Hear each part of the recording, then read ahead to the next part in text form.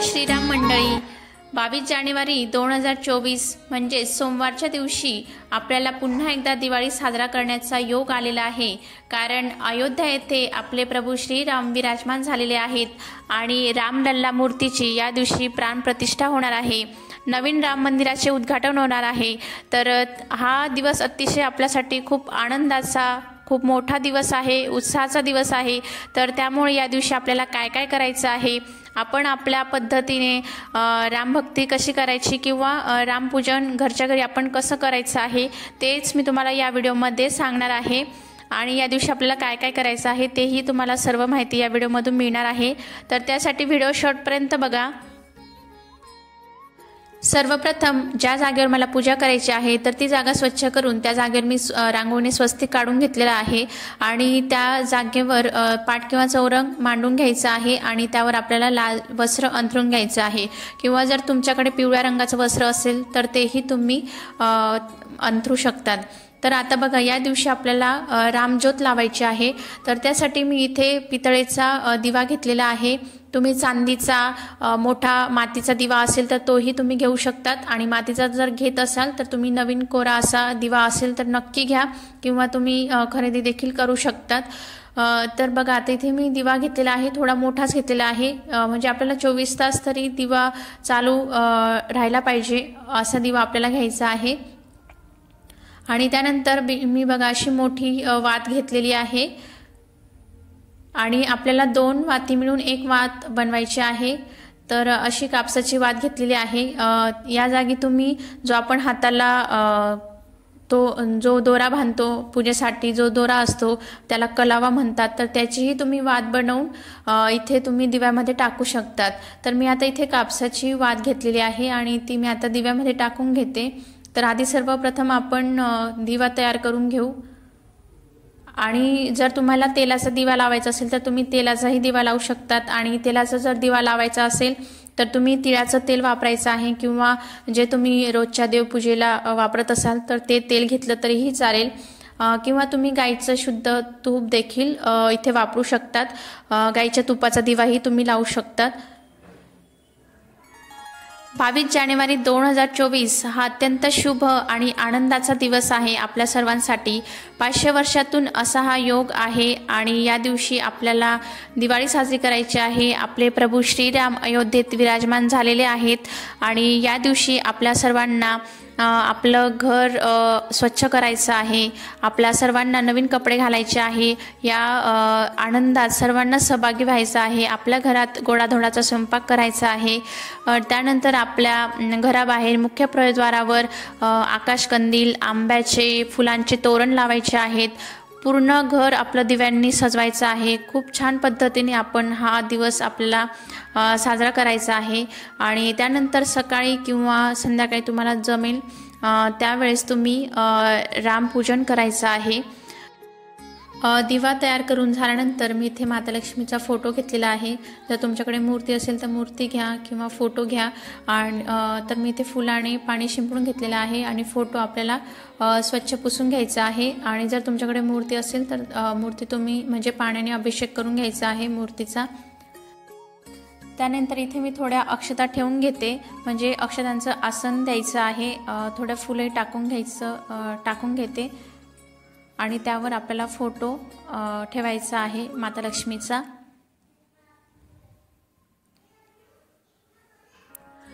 कोणतीही पूजा असो तर त्यावेळेस गणपती बाप्पांचा सर्वप्रथम मान असतो, तर त्यामुळे आपण आधी गणपती बाप्पांची पूजा करून घेणार आहोत। तर मी ते एक छोटीशी प्लेट घेतली आहे आणि गणपती बाप्पांची मूर्ती त्यामध्ये ठेवलेली आहे आणि आपल्याला सर्वप्रथम गणपती बाप्पांचा पाण्याने अभिषेक करून घ्यायचा आहे। त्यानंतर दुधाने अभिषेक करायचा आहे आणि अभिषेक करत असताना आपल्याला ओम गम गणपतये नमः, ओम गम गणपतये नमः असा मंत्र म्हणत सर्वप्रथम पाण्याने, त्यानंतर दुधाने, पुन्हा पाण्याने आणि त्यानंतर मी फुलानेही अभिषेक करून घेतलेला आहे आणि त्यानंतर मूर्ती आपल्याला स्वच्छ धुवून पुसून घ्यायची आहे।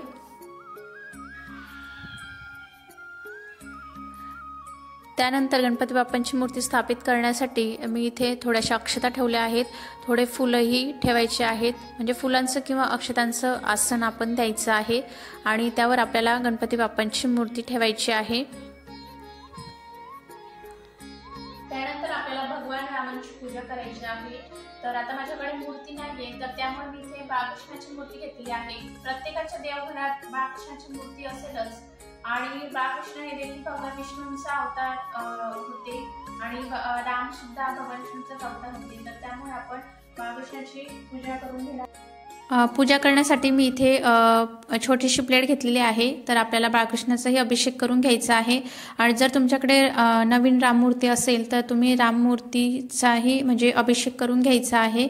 तर आता मी सर्वप्रथम पाण्याने अभिषेक करून घेत आहे आणि अभिषेक करत असताना आपण ओम नमो भगवते वासुदेवाय, ओम नमो भगवते वासुदेवाय या मंत्राचा जप करायचा आहे किंवा आपल्याला राम नाम स्मरण करायचं आहे। जय श्रीराम जय श्रीराम जय श्रीराम असं म्हणत आपण अभिषेक करायचा आहे आणि ही सर्व पूजा करायची आहे। तर आता सर्वप्रथम मी पाण्याने अभिषेक करून घेतलेला आहे, त्यानंतर दुधाने अभिषेक करायचा आहे आणि त्यानंतर पुन्हा पाण्याने अभिषेक करून घ्यायचा आहे आणि त्यानंतर मी फुलाने देखील अभिषेक करून घेत आहे आणि त्यानंतर मूर्ती पुन्हा एकदा पाण्याने स्वच्छ धुवून पुसून घ्यायची आहे। तर या दिवशी म्हणजे बऱ्याच राज्यांमध्ये बऱ्याच भागांमध्ये सुट्टी देण्यात आलेली आहे। तर त्यामुळे आपल्याला पूर्ण दिवस छान असा साजरा करायचा आहे हा दिवस आणि म्हणजे रामलल्ला मूर्तीची जी प्राणप्रतिष्ठा आहे तो प्राणप्रतिष्ठेचा शुभ मुहूर्त जो आहे तर तो दुपारचा दिलेला आहे। 12:29 ते 12:30 असा म्हणजे 84 सेकंदाचा शुभ मुहूर्त आहे। तर तुम्ही म्हणजे या दुपारच्या वेळेत देखील तुम्ही ही पूजा करू शकतात। अत्यंत शुभ मुहूर्त आहे। 11 ते 1 मध्ये तुम्ही छान अशा पद्धतीने पूजा करू शकतात। तर आता बघा इथे मी बाळकृष्णाच्या मूर्तीला छान असं सजवून घेणार आहे। नवीन वस्त्र आपल्याला घालायचे आहेत मूर्तीला आणि मूर्ती स्थापन करण्यासाठी इथे थोडेसे तांदूळ फुलांचं आसन मी दिलेलं आहे आणि त्यावर आपल्याला मूर्ती विराजमान करायची आहे, मूर्ती स्थापित करायची आहे। त्यानंतर आपल्याला रामज्योत लावायची आहे। तर त्यासाठी मी जो आधी दिवा तयार करून घेतलेला होता तेलाचा तर मी इथे ठेवून घेतला आणि आता आपल्याला दीप प्रज्वलित करायचा आहे। दीप प्रज्वलित करत असताना शुभम करोती कल्याणम हा श्लोक आपल्याला म्हणायचा आहे आणि आपल्याला सर्वप्रथम दिव्याची पूजा करून घ्यायची आहे। तर दिव्याला हळद कुंकू अक्षता फुलं वाहून घ्यायची आहेत आणि दिव्याची पूजा करायची आहे। दिव्याला नमस्कार करायचा आहे। अग्निसाक्षीने आपण सर्वप्रथम पूजा सुरू करत असतो। तर त्यामुळे आपण दिवा इथे प्रज्वलित करून घेतलेला आहे आणि एकदा आपण दिवा चालू केल्यानंतर त्यानंतर आता सर्वप्रथम आपल्याला गणपती बाप्पांची पूजा करून घ्यायची आहे। तर गणपती बाप्पांना गंध अक्षत फुलं वाहून घ्यायची आहेत आणि त्यानंतर बाळकृष्णाच्या मूर्तीला गंध लावायचा आहे, चंदनाचा टिळा लावायचा आहे आणि माता लक्ष्मीच्या फोटोला देखील आपल्याला हळद कुंकू व्हायचं आहे।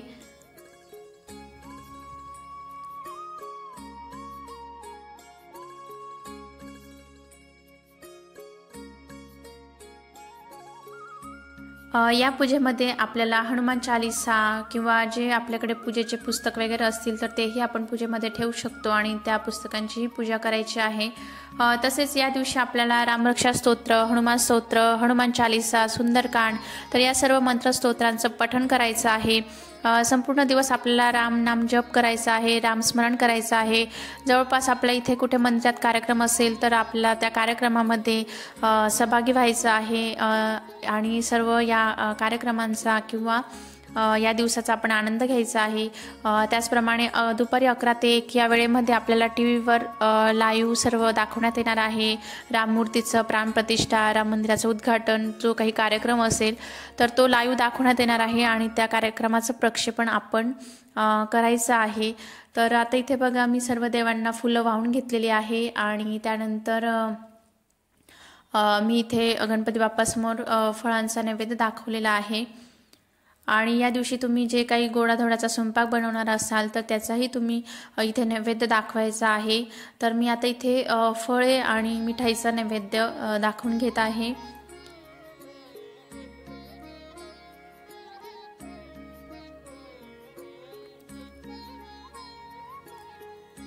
त्यानंतर आपल्याला धूप दीप ओवाळून सर्व पूजा करून घ्यायची आहे आणि या दिवशी बघा आपल्याला 5 दिवे तरी लावायचे आहे।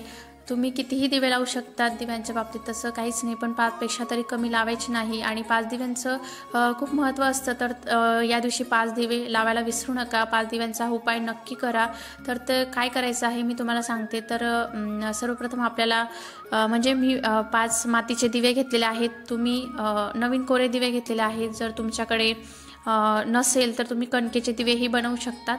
आणि 5 दिवे मी इथे म्हणजे तेलाचे दिवे बनवलेले आहेत आणि ते दोन मिळून एक वात बनवलेली आहे आणि ते दिवे प्रज्वलित करून त्या दिव्यांनी आपल्याला ओवाळून घ्यायचं आहे। आणि त्यातले जे म्हणजे 2 दिवे आपण आपला राम भगवानांची जी पूजा केलेली आहे त्यासमोर 2 दिवे ठेवायचे आहे। एक दिवा आपल्या देवघरात ठेवायचा आहे, एक दिवा आपण आपल्या उंबरठ्याच्या बाहेर ठेवायचा आहे आणि एक दिवा जो आहे तर तो तुळशीसमोर ठेवायचा आहे। तर असा हा उपाय आपल्याला करायचा आहे। असे 5 दिवे आपण या दिवशी नक्की लावायचे आहेत। आणि बघा ही सर्व पूजा झाल्यानंतर आपल्याला सर्वप्रथम गणपती बाप्पांची आरती म्हणायची आहे, त्यानंतर श्रीरामांची आरती म्हणायची आहे, माता लक्ष्मीची आरती म्हणायची आहे। असं सर्व आपण आरती मंत्रस्तोत्र म्हणून ही सर्व पूजा करायची आहे।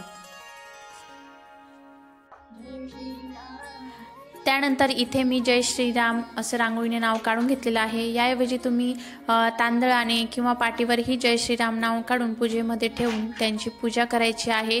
तर मी इथे रांगोळीवर हळद कुंकू वाहून घेतलेलं आहे, फुलं व्हायची आहेत। आपल्याला पूजेभोवतीही छान असं दिवे लावून सजवून घ्यायचं आहे, फुलांनी सजावट करायची आहे। जसं जमेल तसं आपल्याला या दिवशी हा दिवस आपल्याला साजरा करायचा आहे। आणि अशा प्रकारे आपल्याला रामपूजन आणि ही सर्व पूजा करून घ्यायची आहे।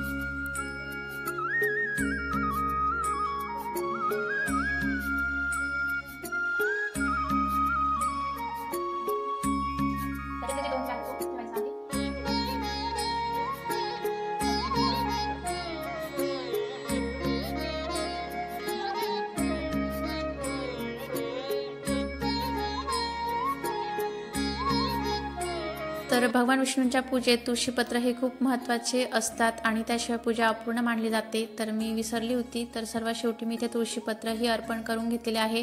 नैवेद्यामध्येही तुळशीपत्र ठेवलेले आहेत। तर अशा प्रकारे संपूर्ण पूजाविधी आहे आणि तुम्ही अशा पद्धतीने पूजा नक्की करा। आणि आजचा व्हिडिओ तुम्हाला कसा वाटला मला कमेंट करून नक्की सांगा।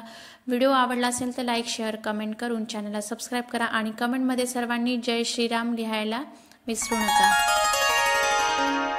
पुन्हा भेटूया अशा एका छानशा व्हिडिओमध्ये। तोपर्यंत सर्वांना जय श्रीराम।